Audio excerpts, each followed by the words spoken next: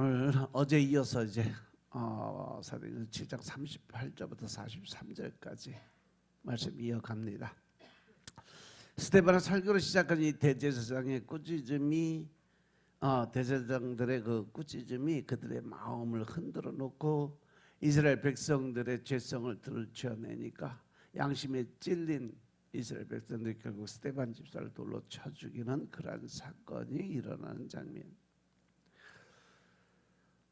오늘은 지난 시간에 살펴본 애굽에 들어가기 전의 이야기에 이어서 이제 애굽에서 나오는 과정 함께 살펴보는데, 애굽에 들어가기 전의 이야기는 바로 아브라함과 이삭과 야곱, 요셉의 이야기고, 애굽에서 나오는 이야기는 모세를 통한 출애굽의 이야기가 이제 나오는 장면.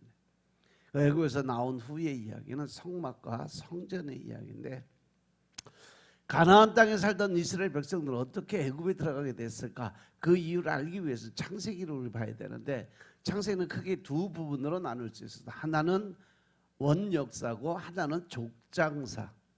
그래서 원역사는 아담과 하와, 가인, 아벨, 노아, 방주, 또 신할의 성과 탑을 소개하는데, 여기서 말하는 신앙의 성과 탑은 우리가 바벨탑으로 부르는 이야기예요. 이때 하나님은 사람들의 언어를 혼잡하게 하셨고, 모든 사람들은 그 나라의 민족과 언어를 이렇게 방언으로 받아서 그들이 각 나라 방언을 한 그 나라의 그 민족과 또 사람들로 다 흩어지는 사건이 벌어졌어요. 그런데 하나님은 이렇게 흩어진 사람 가운데 한 사람을 선택했는데, 그가 바로 아브라함이었죠. 아브라함은 사랑과 결혼해서 이삭을 낳고, 이삭은 리브가와 결혼해서 야곱을 낳고, 야곱은 4명의 아내로부터 12 형제를 낳게 되는데, 이들이 훗날 이스라엘의 12지파, 12족장이 됐죠. 야곱의 12 형제 가운데 11번째인 요셉은 형들의 시기로 인해서 애굽에 팔려갔고, 그곳에서 하나님이 요셉과 함께함으로써 애굽의 총리까지 올라가는 역사가 일어나요. 그 총리가 된 요셉은 기근으로 인해서 먹을 것을 찾아온 형들을 양식이 풍족한 애굽으로 초대를 합니다. 이 초대로 야곱의 모든 식구들은 약속의 땅인 가나안을 떠나서 애굽에 살게 됐어요. 그리고 창세기는 애굽에 정착한 야곱의 가족들을 소개를 하면서 이제 마무리가 되죠. 그렇게 이스라엘 백성들은 애굽에서 오래 살았어요. 그러다 보니까 어느덧 요셉을 알지 못하는 새 임금이 이집트를 다스리게 됐어요. 쉽게 말하자면 이집트의 정권이 바뀌게 됐다는 거죠. 이때를 학자들은 보통 이집트의 제2중간기에서 신왕국 시대로 표현을 해요. 그렇다면 제2중간기에 요셉을 알고 있던 왕은 누구였을까? 보통 요셉을 총리로 삼은 왕이 힉소스 왕으로 소개가 되는데, 그가 요셉을 총리로 삼았다는 증거는 병거와 기병 때문이에요. 이집트의 역사를 살펴보면 힉소스 이전에는 병거와 기병이 등장하지 않아요. 특히 말에 대한 언급이 전혀, 그때까지는 말을 사용할 줄을 몰랐었다는 얘기죠. 그런데 힉소스 왕이 이집트를 점령할 때 병거와 기병을 사용했어요. 그리고 그 병거와 기병을 창세기 50장 9절에 소개하는 야곱의 장례식에 보내줬죠. 때문에 요셉을 애굽의 총리로 삼은 왕은 힉소스가 된다는 거죠. 더욱이 그의 이름은 이 힉소스 왕이 외국인의 통치자라는 뜻을 가지고 있어요. 힉소스도 원래 그 애굽 그 본토 사람이 아니라 이방 사람인데 와서 왕까지 지낸 그러한 사람이에요. 이는 그가 정통인 이집트 사람이 아니라는 것을 말해주고 있는 거죠. 그러다 보니까 힉소스는요, 외국인에 대해서 아주 관대했어요. 그 힉소스 왕이 외국인에 대해서 관대한 그러한 마음을 가졌기 때문에 요셉과 같은 이방인을 애굽의 총리로 삼을 만큼 정통성을 강조한 인물은 아니었다. 하지만 힉소스 왕조를 무너뜨린 아흐모스 1세는 달랐어요. 아흐모스 1세가 이 왕으로 등극하면서 그는 정통 이집트 사람이에요. 그가 18왕조를 시작한 후 외국인들은 이집트에서 천대받기를 시작해요. 특히 18왕조의 세 번째 왕인 두트모세 1세가 국수주의자를 외국인을 박해하고 아주 괴롭게 만들었던 그러한 사람이었어요. 그 모습을 스데반은 그의 설교를 통해서 뭐라고 얘기하냐면 19절에 보면 그가 우리 족속의 교활한 방법을 써서 조상들을 괴롭게 하여 그 어린 아이들을 내버려 살지 못하게 하려. 스데반은 요셉을 알지 못하는 왕이 교활한 방법으로 어린 아이들을 살지 못하게 했다고 이야기를 해요. 이 모습은 출애굽기 1장 8절부터 16절을 배경으로 한 말이에요. 출애굽기 1장 8절부터 16절에 의하면 요셉을 알지 못하는 왕은 이스라엘이 많아지는 것을 걱정하고 우려했어요. 이스라엘 백성들이 자꾸 늘어나니까 이제 이 이스라엘 백성들이 자기 나라 사람보다 더 많게 생겼어. 그래서 그것을 걱정하고 염려해서 이스라엘이 더 많아지면 전쟁이 일어날 때 적들과 손을 잡을 것이고, 그렇게 되면 이집트는 전쟁에 패하고 이스라엘 백성들은 이집트를 떠날 거라고 생각했어요. 그래서 요셉을 알지 못하는 이 왕은 이스라엘을 말살시키기 위해서 말살 정책을 써요. 그것이 이스라엘에게 무거운 짐을 지워서 아주 힘들고 어렵게 아주 괴롭게 만들고 그들의 출산을 억제하는 정책을 써요. 하지만 그 방법이 실패를 해요. 왜냐하면 이스라엘이 학대를 받으면 받을수록 더욱더 인원이 많아져서 아이들이 점점 더 많이 생겼어요. 그것 때문에 요셉을 알지 못하는 왕은 극단적인 방법을 사용하려 결정을 해요. 그것이 바로 히브리 산파들에게 남자가 태어나면 죽이고 딸이면 살리라고 명령을 한 거죠. 오늘의 이 주인공인 모세가 바로 이러한 때 태어난 사람이에요.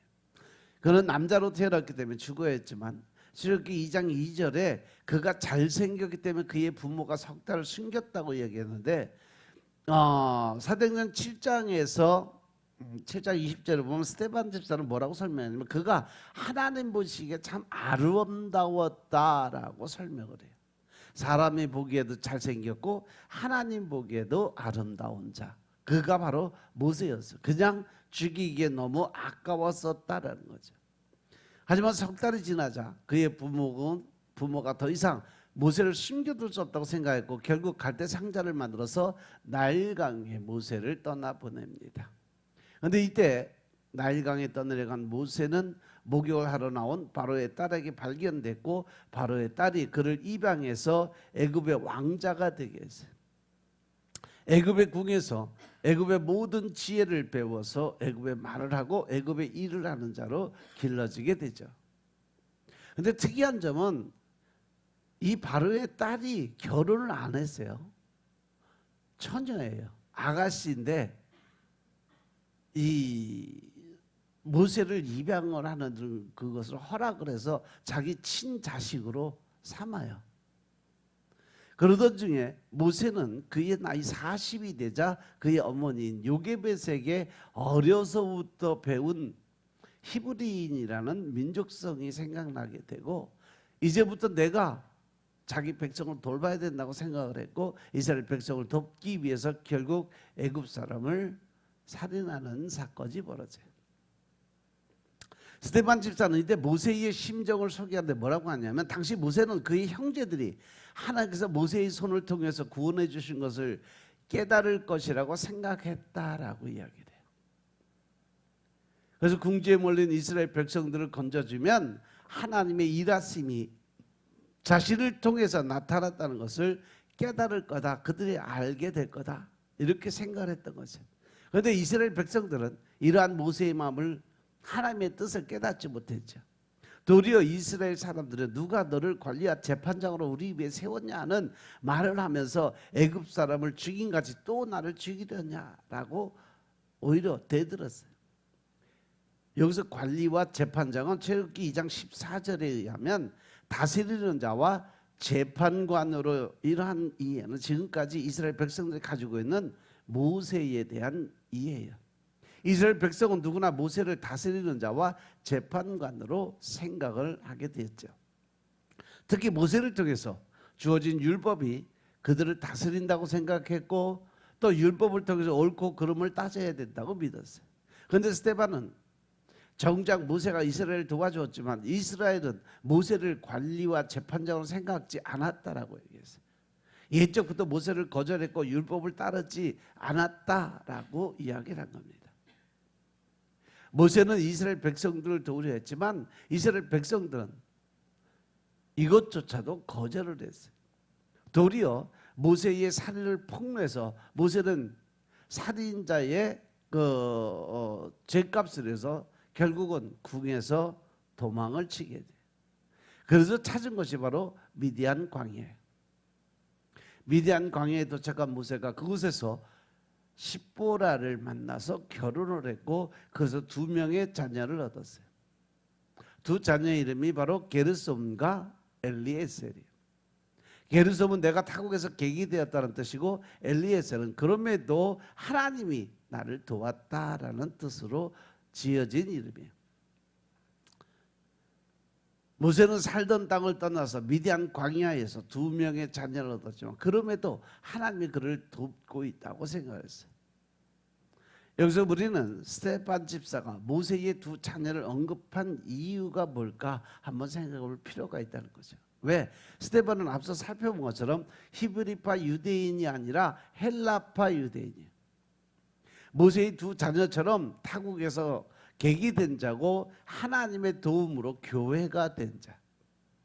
그것 때문에 히브리파 유대인으로 구성된 공회가 스데반의 출신을 문제 삼을 수가 없어요.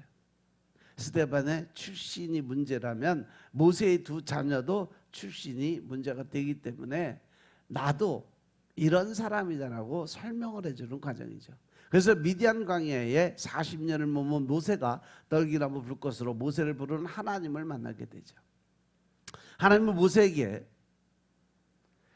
내가 선 곳이 거룩한 땅이니까 내 발에 신을 벗으라고 명령한 후에 모세가 선 곳이 거룩한 땅이라고 말씀하셨어요. 그래서 스데반 집사가 이것도 또 끄집어낸 이유가 있어요. 미디안 광야는 약속의 땅이 아님에도 불구하고 하나님은 그곳을 거룩한 땅이라고 말씀하셨다는 거죠. 이러한 스데반의 설교가 거룩한 땅에 대한 이해를 새롭게 하게 돼요. 당시 유대인들은 약속의 땅과 예루살렘 성전만 거룩하다고 생각했어요. 그러니까 과거의 이스라엘 백성들은 하나님이 우리나라 이스라엘 안에만 있다라고 생각을 했지 이 어느 곳에 있다라고 생각을 못한 거죠.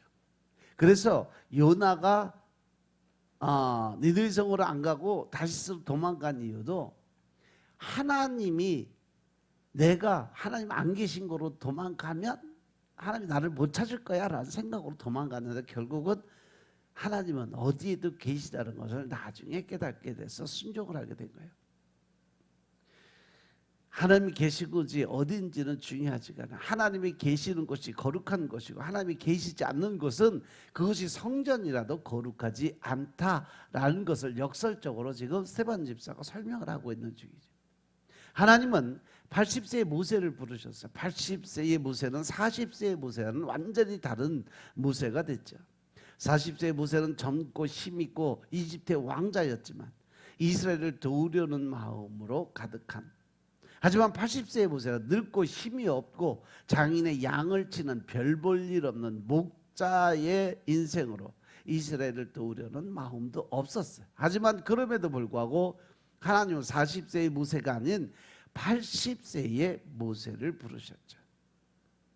이스라엘 출애굽은 모세의 권능이 아닌 하나님의 권능으로 이루어진 거고 모세의 사랑이 아닌 하나님의 사랑으로 완성됐다는 것을 보여주기 위해서 하나님은 늘 우리를 들어 사용할 때 보면요, 우리가 잘 나가고 또 이렇게 어떤 명성이 있고 또 이 높은 자리에 어떤 이러한 자리에 있는 사람들을 들어 쓰는 게 아니라 가장 낮고 천하고 추한 자리에 있을 때 들어서 가장 높은 자리로 올려주시는 분이 하나님이심을 깨달으시기 바랍니다.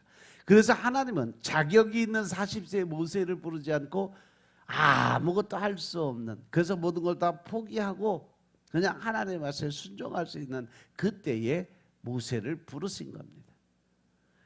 그래서 이제부터 우리는 스데반의 설명에 귀를 기울여야 돼요. 사도행전 7장 35절에 보면 스데반이 공회로 모인 자들에게 하고 싶었던 이야기고, 누가가 사도행전을 통해서 교회에게 이야기하고 싶은 그러한 이야기. 스데반 집사는 지금까지 살핀 모세의 삶을 바탕으로 모세를 보냄이 어떠한 의미인지 설명을 해요. 이스라엘 백성들은 40세의 모세가 그들을 도우려 할 때 누가 너를 관리와 재판장으로 세웠느냐 하고 하면서 모세를 거절했어요. 그러자 하나님은 40년 뒤에 80세의 모세를 관리와 속량하는 자로 이스라엘에게 다시 보내줘요. 이스라엘 백성들이 관리와 재판장을 거절하자 관리와 속량한, 즉 구원자로 그를 보내준 거죠. 여기서 말하는 속량은 몸값을 받고 종의 신분에서 풀어주는 것을 설명하는 것, 즉 구속의 은혜죠. 스데반은 모세의 모습에서 관리와 재판장이 아니라 관리와 속량하는 모습을 본 겁니다. 이러한 스데반의 관점은 당시 관점이 많이 달랐어요.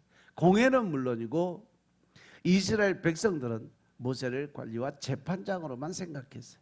그래서 모세의 율법으로 다스렸고 모세의 율법으로 판단을 했어. 그러다 보니까 모세를 통해서 종에서 풀려난 것은 생각지도 못했다는 거죠. 애굽에서 종으로 죽어야 할 사람들이 유월절 어린 양의 피로 값을 지불하고 애굽에서 건져낸 모세의 속량은 바라보지 못했다는 거죠. 쉽게 말하자면 출애굽을 통해서 종에서 이스라엘을 풀어준 모세를 통해 속량은 보지 않고 오직 율법만 바라본 사람들, 그게 대제사장들의 현재 모습이라는 거죠. 하지만 스데반은 모세를 통해 율법뿐 아니라 속량을 바라봤어요. 모세가 관리와 재판장으로가 아니라 모세가 관리와 속량, 즉 구원자라는 것을 깨닫게 만들어준 거죠. 그래서 모세를 관리와 속량하는 자로 소개한 스데반은 본격적으로 그의 활동을 소개합니다. 모세가 백성들을 애굽에서 인도했고 홍해와 광야에서 40년간 기사와 표적을 행했다고 설명을 해요. 종에서 풀어주는 모세와 기사와 표적을 행한 모세를 소개한 거예요. 이러한 모세 활동은 교회가 바라본 예수님의 모습을 설명하기 위해서 모세를 예수님의 이 모델로 삼아서 설명을 하는 거예요. 교회는 예수님을 제2의 종에서 자유를 허락한 분으로 여겼고 예수님이 향한 많은 기사와 표적을 봤어요.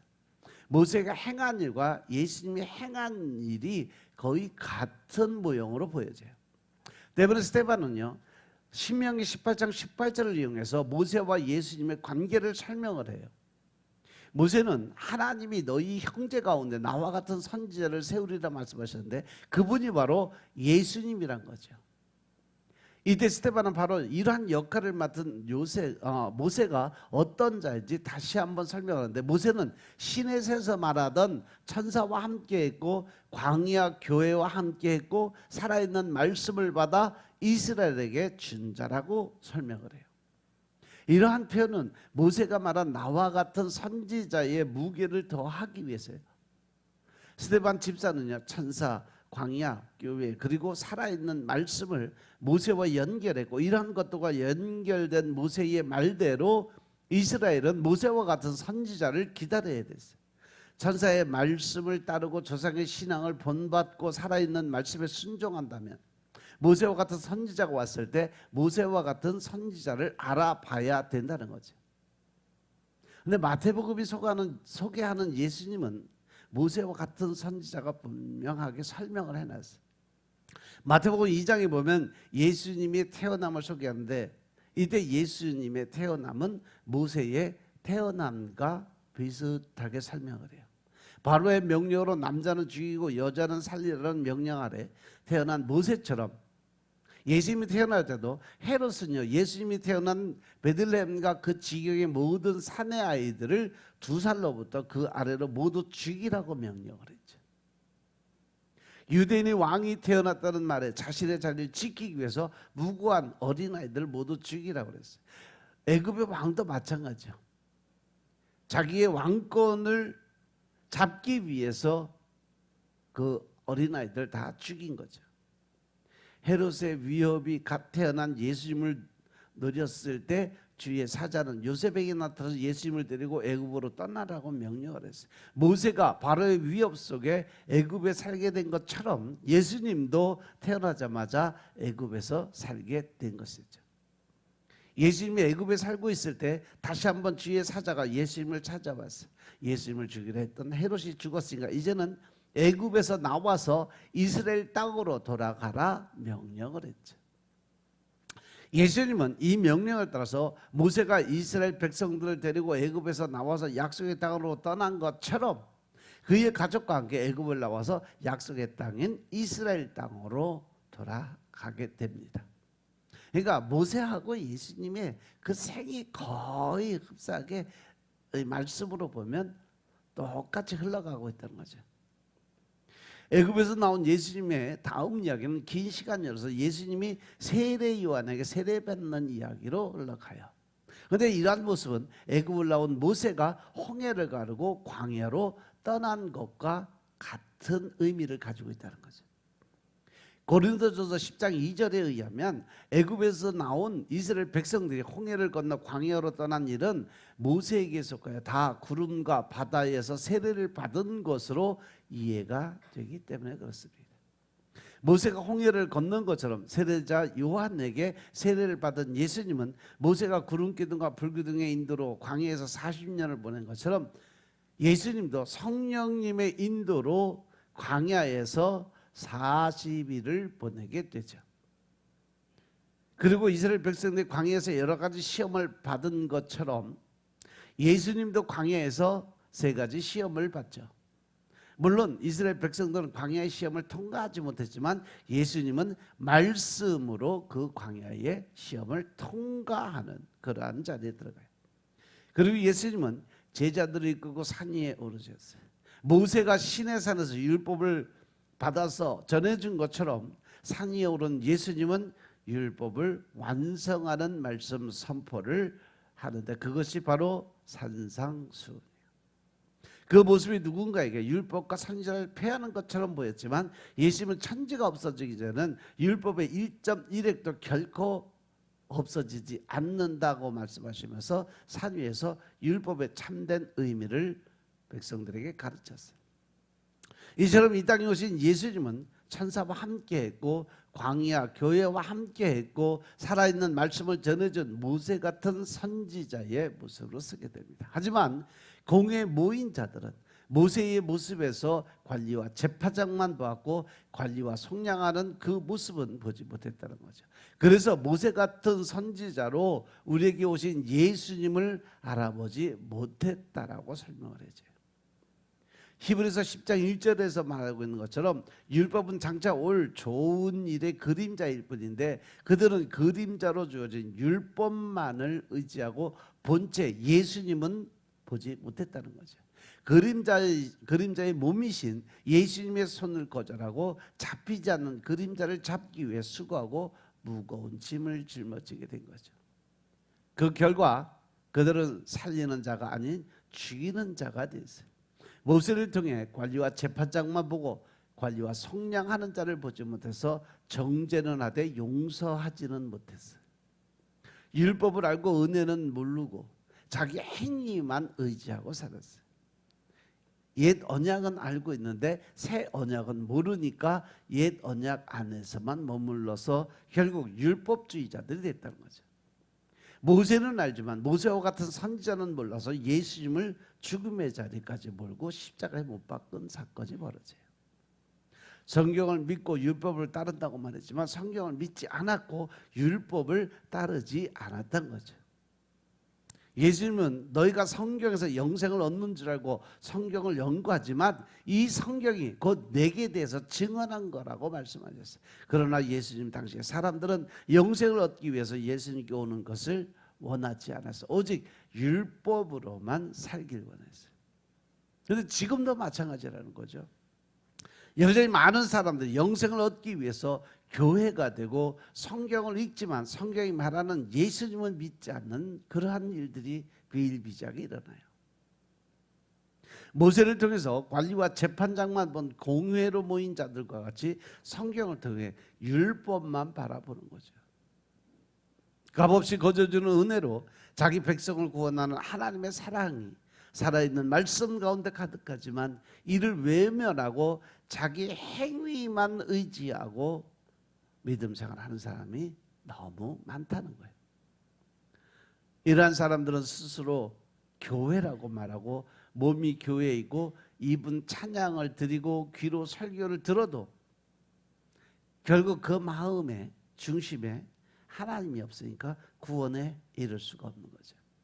경건의 모양은 가졌지만 경건의 능력을 부인하는 사람들이 됐다는 거죠. 디모데후서 3장 5절의 말씀처럼 경건은 인정하지만 경건의 그 모양을 부인하는 자 너희는 그들에게서 어떻게 해라? 돌아서라 라고 말씀했어요. 경건의 능력은 충성과 헌신에 있지 않습니다. 경건의 능력은 우리의 봉사와 섬김에 있지 않아요. 경건의 능력은 우리의 헌금에 있지 않아요. 경건의 능력은 오직 예수 그리스도를 믿는 믿음 안에 있음을 깨달으시기 바랍니다. 수없이 생각하고 물어봐도 왜 하필 나인지 대답할 수 없는 하나님의 선택했더라. 우리를 택하시고 구원하신 예수님의 십자가만이 우리의 구원이 되신다는 사실 명심하시기 바랍니다. 따라서 오늘 우리는 어떤 일을 해야 될까? 무엇을 하는 것이 하나님의 일을 하는 것일까? 이 질문 앞에 예수님은 옛날이나 지금이나 동일하게 대답을 하십니다. 하나님께서 보내신 일을 믿는 것이 하나님의 일이다. 성경에서 율법을 완성하신 예수님을 배워 약속대로 다시 오실 예수님을 믿음으로 기다리는 것이 오늘 교회로 부름받은 우리가 반드시 해야 될 일인 것임을 믿으시기 바랍니다. 바로 이러한 일을 하기 위해서 성경에서 예수님을 배우고 예수님을 깨닫고 예수님을 누리고 예수님과 함께 동행하고 또 하나님의 명령인 복음 전도의 사명을 끝까지 책임지는 성도의 삶이 되시길 주님으로 축원합니다. 아멘. 기도드리겠습니다. 아버지 하나님 감사합니다. 먼지 같은 우리를 사랑하시고 성경을 허락하시고 성경을 통해 예수 그리스도를 깨닫고 믿게 하시니 감사합니다. 우리의 죄가 태산처럼 높고 바다처럼 넓다 하더라도 하나님의 사랑이 더 높고 하나님의 은혜가 더 깊다고 더 넓다는 것을 우리가 믿사오니 높고 크신 하나님의 사랑으로 우리의 허다한 죄를 덮어 구원하여 주옵소서. 우리의 손이 꺾어져도 죄를 향해 손을 뻗고 입을 틀어 막아도 새어나오는 헛된 말들을 제어하고 통제할 수 없는 나약한 우리의 의지와 어리석은 우리의 선택을 예수 그리스도의 보혈로 덮어주시고 우리를 구속과 대속의 은혜로 임하게 하옵소서. 모든 말씀 우리 예수 그리스도의 이름으로 감사드리며 기도드렸사옵나이다. 아멘.